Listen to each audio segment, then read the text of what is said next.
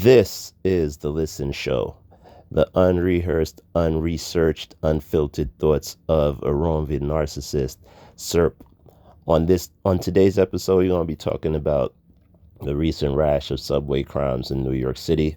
We're also going to talk about the inspiration behind my first novel, Listen Volume 1 Death, and see how these are both connected. Always keep in mind the tag at the front of the show. None of this stuff here is to be taken seriously, or this is not a news channel.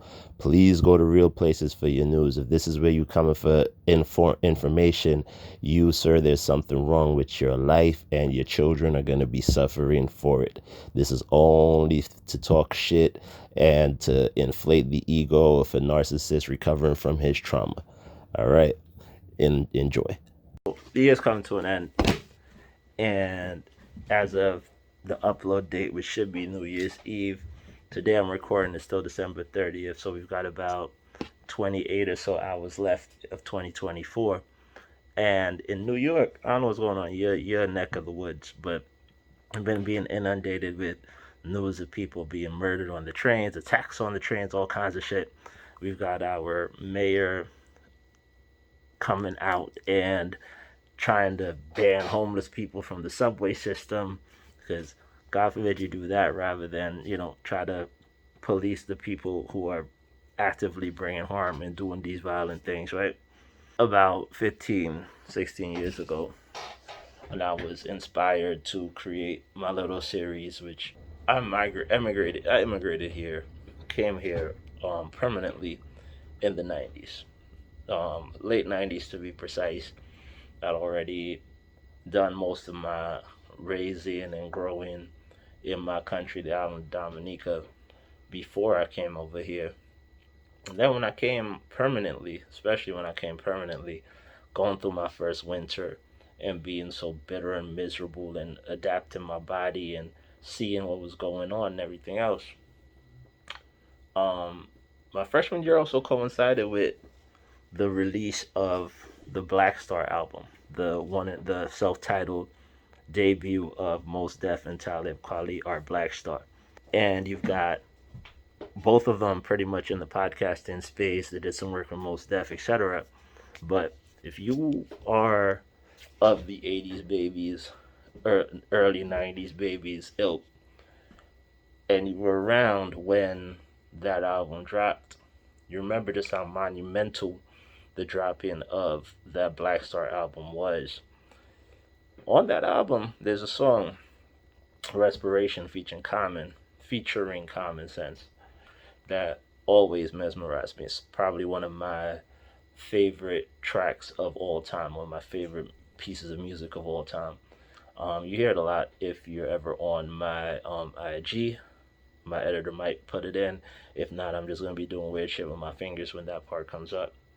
But the song starts off in Spanish saying, Escuche la ciudad respirando, which translates to listen, the city is breathing. I am not a Latin native, but that was always haunting to me. And just the idea that this large city, millions of people, I'm from a country with 72,000 of us. We're exotic treat. We know most of us. There's a bunch of shit going that you're not aware of. You come into a place where there's millions. You have this idea. You have all of these people living their lives, all with their own stresses, anxieties, everything else, and that was a magical, overwhelming revelation to me. So I got into the arts, started doing my creative thing, and started writing stories, because I've always been a storyteller. We come from a very oral storytelling tradition. And what always struck me, even as a 17-year-old migrant in this country trying to, get through freshman year of college, was the homeless. So much so that I noticed the home consistent my consistent residence here. I almost said consistent existence, like I existed for more than that. But about 10 years into my permanent residency, I wrote my first book. It was compilation, this collection, this anthology of short stories. Listen, you notice my main character over here. He's my little tour guide through kind of like our series icon. I guess I could just pull out the coloring book too, to more for more shameless plugs. But there's Bubsy in all of his different forms. Again, this is from 2008. This is from before the Jay-Z cases. But his name is Bubsy, not Busby like the lawyer, which I'm gonna get to possibly in a future video. We'll keep your eyes posted. But I focused on a homeless guide to my series because to me the thing that immediately resonated was that there's only two people that nobody cares about when they die. There's the homeless and prostitutes. And that's always stayed true. That keeps coming back and keeps being underlined. But my concern, and I think the part that was glossed over by the media and our politicians at the time, again, I mentioned it in this video that where we talked about the Daniel Penny's acquittal, and we talked about Luigi's Mansion murdering the CEO. But what the message that was sent was, hey, these homeless people, they're a nuisance. It sucks that we had to bring down the life of such a great American Marine hero because he had the temerity to try to quiet down this wild, unruly nigger on the train. And the fact that he was then Daniel Penny, that is, not Jordan Neely, because Jordan Neely, unfortunately, was forcefully transitioned to the other side. The thing that we knew was going to come was an emboldening and more people feeling like this sort of behavior is how you deal with people. You had a governor coming on TV, Kathy Hochul, came in to replace sex pest Andrew Cuomo, like we said last time, who came out and said that, hey, there's consequences to your actions. Fast forward a week or so later, you've got this Guatemalan immigrant who came in twice illegally, came in on, through one of those million-person caravans, sets this lady on fire in the train station. Now, I don't look at snuff films. I try not to look at death videos and murders and all of that shit, but from what I've heard, there were a lot of people standing by watching and recording what was happening. Similarly to what happened with Daniel Penny and Jordan Neely on the train when people were watching this forceful transitioning occurring in real time. And I think that we got to be very careful in how we identify and classify people, because I think a lot of the homeless, the unhoused, what have you, there was a little bit of a push at the start, especially during the pandemic, to try to get services, etc., etc. But people be people, and a lot of that stuff didn't work. Remember, I don't fucking do research on for the most part, so look that shit up yourselves. But eventually, the homeless became the scapegoat for everything that was wrong with the train system. And because they became the scapegoats, they became seen as less than human. In being seen as less than human, now you're justified in whatever the fuck you do to these people. It's really nasty to me that all these weeks later, the mainstream media there's so little attention on this case. I mean, this case is obviously like third fiddle to every fifth fiddle, depending on where the fuck you're at. if you're outside of New York, you might not even be aware of this thing happening. But we don't have a name of the victim. We don't know their ethnicity. We don't know anything about this woman's life, which leads me to think that it is most likely a lady of color who, fuck lady of color, most likely a black lady who this person decided he was going to set on fire. Now, if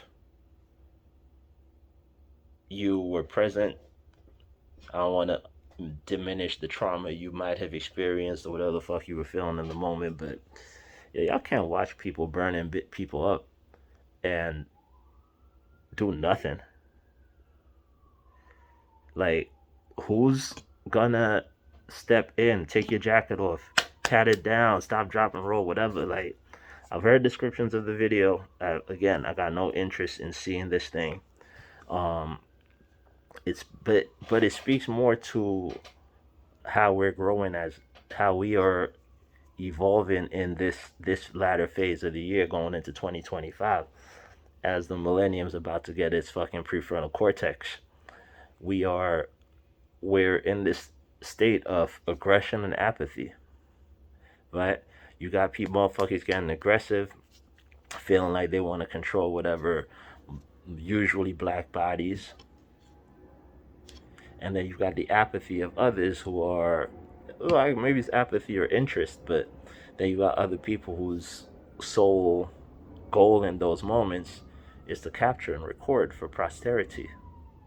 Like, that's nasty to me.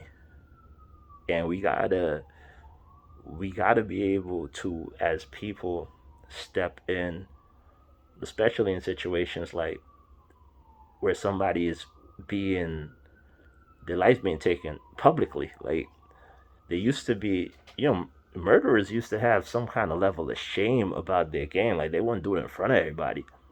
This nigga's burning people, burning women up. This motherfucker's choking people. There was a stabbing on the train. I mean, there's shootings and all that shit on the trains too. Like, you'd think this shit is out of whack and out of control. But again, I reiterate, like, if you travel on the trains, you know where the crazy motherfuckers are at. Keep your eyes open. The only thing that it seems like we got to do now is also keep our eyes on the person that thinks that it's their job to police everybody on the train physically and violently. Now, am I saying that you should go confront motherfuckers and all this other shit? Not necessarily. Not if that's not in your cloth, then don't. I know there are people that will. There are times I will. There's times I won't. But I can't imagine watching somebody getting burned to death in front of me. Me knowing I got like a jacket or whatever on, and not at least try to beat the flames out. At the bare minimum, like, I might not be able to get water or whatever, but we could try to beat the flames down with our fucking winter coats, people. Stop, drop, and roll, all that shit. Like, again, I don't know what the victim was doing at the time. Maybe she was inebriated. Maybe she was asleep. None of that information's coming out. We know so much more about Luigi's mansion and fucking Brian Thompson than about this lady who was murdered in the public subway system while she slept, because she's homeless. Getting back to my major point about where we are as a country right now, especially for these next 4 years, like, we gotta remember, currently the leadership of the country is a South African immigrant, tech billionaire, fucking piece of shit scumbag, and a WWE Hall of Famer, a twice impeached, twice bankrupt, 3-time divorcee? Twice impeached, twice bankrupt, 3-time divorced president, who was the 45th and 47th, the second non-consecutive president ever since. I ain't even gonna ask my editor to look it up because that shit ain't that fucking important. But the atmosphere of the country is going to be different for these next 4 years. And I see a lot of stupid ass aggression and demands to control women and black people out there. So, and I ain't even talk about our our corruptions officers beating this dude to death the other day, well, about a day or two ago, depending on when you watch this. But there's a lot of aggression out there. There's a lot of nasty anger. There's a lot of physical domination happening. Pay attention to what you're seeing. Don't believe the lies of the media. Everybody's life is important. It's not just about the most sensational headlines that you can find. You know, we can celebrate criminals like Luigi Mangione, and we can be silent about criminals like this Guatemalan fella. But at the end of the day, I'm talking about people's lives and victims and people who, that was definitely at the bare minimum, that was somebody's daughter. You know, whether or not she's got kids, whether or not she's has siblings, whether or not whatever, that is somebody's child that this dude fucking decided he was gonna burn up. And watch him say he crazy. He's gonna plead some kind of level of insanity or some dumb shit. Watch. I guarantee you, some foolishness is gonna come from this. Anyway, um, that's it for this episode. I'm gonna be back tomorrow with my New Year's. It's gonna be January 1st, so my New Year episode, or will it come in the 31st? We'll see. We'll see what happens. Maybe I'll do 3 episodes this week because I've been away for the holidays doing family shit for a little while. So anyway, it's about to be New Year's Eve. Hopefully you got some plans in place. Hopefully you're not outside with everybody. You can cuddle up with something nice and warm underneath the covers. Pop champagne at midnight and get it cracking. If not, hopefully you're in the place where you feeling that pain, and you building for 2025 to take over. Wherever you at in your journey,